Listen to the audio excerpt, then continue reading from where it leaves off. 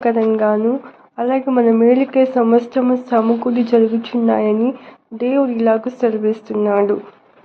అయితే మనకి ఎదురయ్యే శ్రమలన్నింటి విషయంలో కానీ బాధలు, కష్టాలు వీటన్నింటిలో మనం ఎలాగో దేవుణ్ణి స్తుతించగలుగుతున్నాము. మన ప్రవర్తన ఎలా ఉండింది, మనం దేవుణ్ణి ఇలాగూ జరిగినందుకు ఎందుకు ఇలాగ చేస్తాము అని దేవుని మీద సనుగుతున్నామా, లేదా దేవుణ్ణి స్తుతిస్తున్నామా, మనం నిరీక్షణ కలిగి ఉన్నామా?